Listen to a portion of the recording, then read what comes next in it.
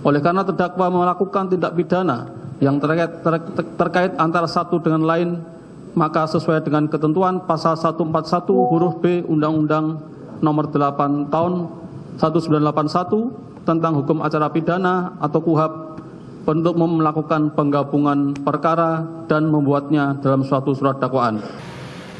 Ya teman-teman sahabat Yogi, salam jumpa lagi. Semoga Anda semua dalam keadaan sehat walafiat. Kali ini saya hadir kembali dengan sebuah informasi berkaitan dengan keterangan pers Hasto Kristianto, Sekjen PDI Perjuangan, usai mengikuti sidang perdananya dengan agenda pembacaan dakwaan oleh Jaksa Penuntut Umum Komisi Pemberantasan Korupsi di Pengadilan Negeri Jakarta Pusat. Namun sebelum itu teman-teman, saya ingin menyampaikan terima kasih banyak terutama bagi yang sudah melakukan subscribe. Dan bagi yang belum melakukan subscribe, mohon untuk menekan tombol subscribe-nya. Dan jangan lupa berikan like dan bagikan video ini agar semakin banyak orang mendapatkan informasinya. Hasto Kristianto usai mendengarkan dakwaan dari Jaksa Penuntut Umum Komisi Pemberantasan Korupsi kepada wartawan menjelaskan bahwa dirinya meyakini bahwa kasus yang sedang menjeratnya adalah sebuah bentuk kriminalisasi hukum. Di samping itu, Hasto juga yakin bahwa perkara yang sedang dijalaninya adalah sebuah bentuk pengungkapan perkara yang didaur ulang. Karena itu, menurut Hasto, kebenaran akan menemui jalannya. Untuk lengkapnya, mari kita ikuti video berikut ini. Oke, dia punya hak untuk bicara. Tidak ada yang bisa bungkam. Dia punya hak untuk bicara. Oke, siap. Ya, gimana Pak Hasto? Oke, Pak, siap. Baik, terima kasih teman-teman pers dan seluruh masyarakat Indonesia atas perhatian yang diberikan di dalam persidangan ini. Saya telah mendengarkan dengan seksama, dengan cermat seluruh surat dakwaan yang tadi dibacakan oleh penuntut umum. Dan dari situlah saya semakin meyakini bahwa ini adalah kriminalisasi hukum. Kriminalisasi. Bahwa ini adalah pengungkapan suatu pokok perkara yang sudah inkrah, yang didaur ulang karena kepentingan politik di luarnya. Karena itulah saya mengikuti seluruh proses hukum ini dengan sebaik-baiknya. Karena kami percaya bahwa keadilan akan ditegakkan. Dan untuk itulah Republik Indonesia ini dibangun dengan pengorbanan jiwa dan raga yang luar biasa dari para pahlawan bangsa, rakyat yang tidak berdosa, yang menyerahkan nyawanya, semuanya demi untuk membangun suatu negara hukum. Tanpa adanya supremasi hukum, tanpa adanya suatu keadilan, dan ketika suatu proses hukum yang sudah inkrah bisa didaur ulang kembali, maka kita, Republik ini tidak akan berdiri kokoh. Jangankan untuk membangun, menghadirkan investor, ketika tidak ada supremasi hukum, semuanya akan menjadi sia-sia. Semoga ini menjadi suatu pelajaran yang terbaik, bahwa cita-cita menegakkan hukum yang berkeadilan adalah cita-cita seluruh anak bangsa kita. Terima kasih. Satyam Eva.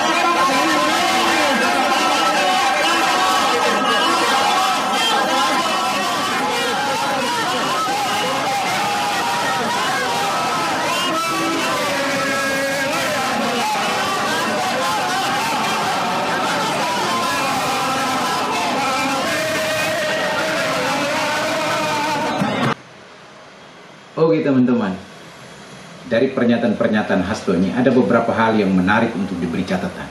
Namun sebelum itu saya ingin mengomentari dua hal berikut. Meski masih terlihat tegak dengan suara lantang menyampaikan pembelaan-pembelaan, tetapi wajah Hasto terlihat kusam. Ya, bisa jadi karena faktor stres. Ya, siapa yang tidak stres kalau menghadapi persoalan-persoalan hukum seperti ini? Apalagi bisa jadi Hasto berharap bahwa hakim bisa menerima pra-peradilan yang diajukannya sehingga dia terlepas dari jeratan-jeratan hukum. Itu juga ya sebagai salah satu penyebab pemicu stres kemudian membuat Hasto barangkali kurang tidur sehingga menyebabkan wajahnya kusam terlihat pada sidang perdana kali ini.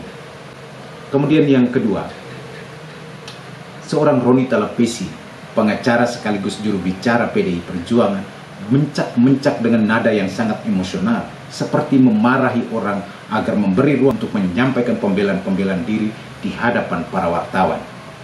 Teman-teman, kalau kita saksikan video, maka tidak terdengar ada suara-suara larangan ataupun tindakan-tindakan dari aparat penegak hukum maupun orang-orang yang berada di sekitar Hasto untuk melarang Hasto menyampaikan pernyataan-pernyataan di hadapan wartawan. Tetapi mengapa Roni Talapesi begitu emosional? Ya, bisa jadi Roni terbawa emosi dari dalam ruang sidang setelah mendengar dakwaan-dakwaan yang disampaikan oleh jaksa penuntut umum. Oke teman-teman, selanjutnya saya ingin memberi sedikit catatan terkait dengan pernyataan Hasto pasca mendengarkan dakwaan jaksa penuntut umum di Pengadilan Negeri Jakarta Pusat. Bahwa Hasto senantiasa konsisten menyampaikan pernyataan-pernyataan bahwa dirinya dalam kasus hukum ini sedang dikriminalisasi. Entah siapa yang dimaksudkan dengan mengkriminalisasi dirinya. Tetapi jika dikaitkan dengan pernyataan-pernyataan sebelumnya, maka tudingan-tudingan Hasto terkait dengan kriminalisasi sepertinya diarahkan kepada Jokowi. Sepertinya.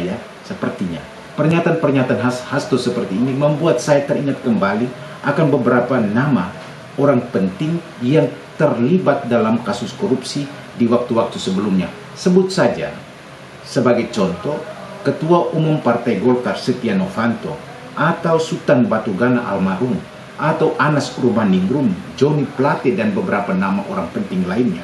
Kurang apa pembelaan-pembelaan yang mereka lakukan?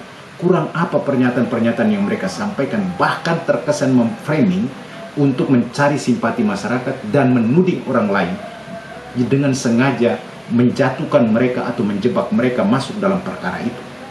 Tetapi apa buktinya? Setelah masuk dalam ruang sidang pengadilan, mereka menjadi tidak berdaya dan hakim kemudian memutuskan mereka bersalah untuk kemudian dihukum penjara. Beberapa di antara mereka sudah menghirup udara bebas sekarang. Sudahlah, berhentilah membuat framing yang berlebihan, karena Anda akan kehilangan simpati dari masyarakat. Masyarakat sekarang sudah cerdas, mereka sudah bisa melihat mana yang asli dan mana yang palsu. Apalagi framing-framing yang Anda bangun hingga menyebut jasa-jasa para pahlawan. Bedalah antara perjuangan para pahlawan yang dahulu dengan yang Anda lakukan sekarang. Perjuangan mereka yang dahulu adalah murni perjuangan untuk membela bangsa dan negara. Tetapi yang Anda lakukan sekarang adalah perjuangan untuk terlepas dari jeratan hukum yang notabene banyak bukti sudah menunjukkan bahwa Anda diduga kuat terlibat dalam kasus penyuapan terhadap mantan komisioner KPU RI Wahyu Setiawan. Karena itu sebaiknya Anda berbesar hati dan nyatakan sikap untuk siap bertarung di dalam ruang sidang. Apalagi Anda didukung oleh pengacara-pengacara yang menurut saya sangat hebat di bidangnya. Berikut pernyataan mengenai perkara ini didaur ulang. Saya memang bukan orang hukum dan saya tidak paham tentang hukum. Tetapi sepengetahuan saya, seseorang tidak bisa diadili dua kali dalam sebuah perkara yang sama. Pernyataan Hasto seperti ini telah dibantah secara tegas oleh jaksa penuntut umum dalam dakwaannya. Dalam dakwaan, jaksa mengatakan Hasto diadili karena melakukan tindakan pidana yang berkaitan antara satu dengan yang lainnya, dan undang-undang membenarkan penuntut umum untuk membuat dakwaan. Saya percaya bahwa penyidik KPK tidak mungkin gegabah melakukan penyidikan hingga mentersangkakan Hasto Kristianto. Tetapi penyidik KPK telah melakukan tindakan-tindakan hukum yang benar dalam proses penyelidikan hingga penyidikan, serta menemukan bukti-bukti yang kuat untuk mentersangkakan Hasto Kristianto. Dan perlu diingat bahwa penyidik tidak hadir untuk bertarung dalam ruang sidang, tetapi yang bertarung dalam ruang sidang adalah JPU. Karena itu, kerja penyidik pastilah mendapat supervisi dari JPU. Dan dalam melakukan supervisi itu, JPU telah memberi petunjuk-petunjuk agar penyidik tidak saja membuat lengkap berkas penyidikannya, tetapi menimbulkan keyakinan hukum bahwa Hasto benar-benar telah melakukan sebuah perbuatan tindakan pidana. Nah saudaraku, Hasto kini sudah menjadi terdakwa dan sebentar lagi perkaranya akan mendapat kepastian hukum. Namun pertanyaannya, Bagaimana dengan Harun Masiku yang hingga kini masih raib?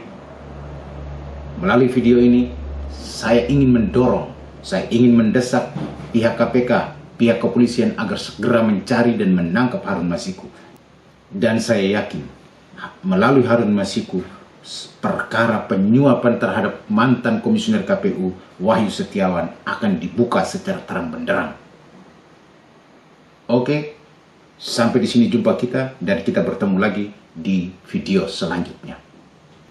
Salam satu bangsa.